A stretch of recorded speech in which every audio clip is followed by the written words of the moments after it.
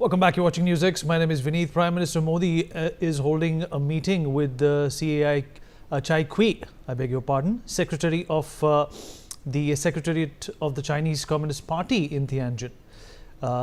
Remember, Prime Minister Modi also met with Chinese President Xi Jinping, where both the leaders discussed strengthening ties and mutual cooperation. Chinese President Xi Jinping, in his opening remarks during the bilateral meeting with Prime Minister Modi, said it is the right choice for India and China to be friends, calling the two countries ancient civilizations. And meanwhile, Prime Minister Modi also said an atmosphere of peace and stability has been created after the disengagement on the border. Prime Minister Modi also mentioned that the Kailash Mansarovar Yatra has been resumed and that direct flights between both the countries will resume very soon as well. Let's talk about this with our guest. Joining us on the program to talk further on this important visit by the Prime Minister after 7 years is Mr. Sanjeev Srivastava, Foreign Affairs expert. We also have Mr. Andrew K.P. Leung, independent China strategist. He's joining us from London. Dr. Ajay Dua, former Commerce Secretary, senior economist, also with us on the show. Last but by no means the least, Mr. Sumit Peer, political commentator, is also with us on the program. Sumit, it's a very important meeting in light of the tariffs which have been imposed by Donald Trump on India. But do you think that India needs to address whatever issues India has with China at a very pragmatic level, considering the fact that China still, is a all-weather friend of Pakistan? Pakistan is basically a live lab of Chinese weaponry which can be used against India. Secondly, it's easy to talk about it, but not easy to forget Galwan, where 21 of our soldiers were martyred. And let's also keep the perspective here while dealing with China. Of course, nothing is black and white in international relationship, Sumit, but whenever India has tried to designate Lashkar-e-Taiba as a terrorist organization at the UNSC, it's China who has always opposed that move. So, in light of what's happening right now, can we expect some dramatic turn of events? Vineet, thank you very much for having me on your show. First of all, it's an intelligent question because it kind of gets into all the paradigms here. Look, what we know right now, India and China are trying to reconcile their relations. It's an effort which is being done. Some mutual trust and respect we are trying to build. What the Honorable Prime Minister has said, okay, Kailash Mansarovar Yatra is on. There seems to be a mechanism which has been kind of somehow agreed on the border management. That is what we're coming to know. Direct flights are on. Things are getting better. It's a need of the hour rather to be friends with India, and China should be friends because Trump is watching and his unilateral tariffs, even on China, have not ended. He was a couple of days back saying, I'll destroy Chinese economy with 200% tariff. That's around 72 hours back. With all those occurrences and incidences happening, what we are seeing here now is a very dramatic turn of events.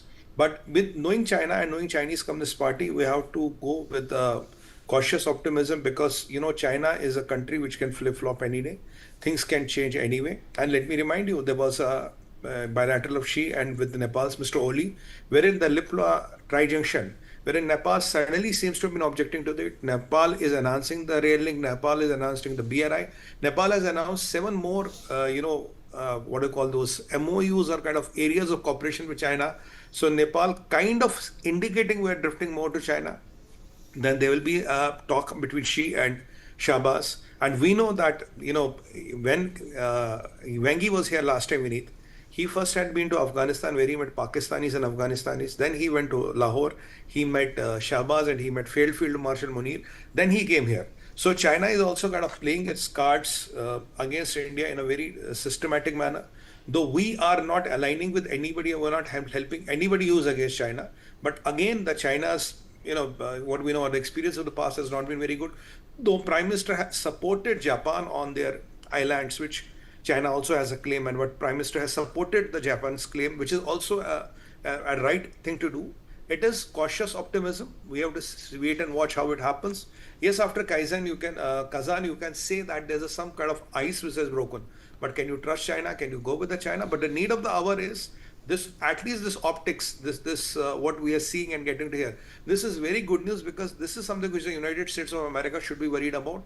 And if today SCO has become the major geopolitical flashpoint or the major geopolitical event, is because of Trump, because of his all the crazy acts which United States of America has been doing. And if you look at that Jeffries report, it seems to be personal vendetta of Trump, which is kind of driving this kind of madness into their foreign policy. So looking at all these things, India has to wait and wait. Look, China is not an import country; it's an export country. Our deficit is around $98 trillion when I looked at last time. So there are challenges there. There are areas of cooperation there, but cautious optimism would be the word. Looking at China's past track record, Vineet, mind does not tell you that you can trust them, and even if you can trust them, how long can you trust them, and how far can you trust them? That's always a thing. Today it might be very good, it's like a weather of the day. Today it might be bright and sunny. Tomorrow morning, I don't know, is it hailstorms, rain, or snow? That is how China works. That is how the Chinese Communist Party works. But let's give it a chance, let's give it a try, and let's see how do they respond. Let's not have too many bets hedged on them, but giving peace and give things a go is always what is done in diplomacy. And I think the Honorable Prime Minister is exactly doing the same thing. It's not about his personal attitudes and preferences. It's what nation needs right now, and what is the right step he should take in the national interest. Fair enough. Well articulated, Sumit. Thank you for that response.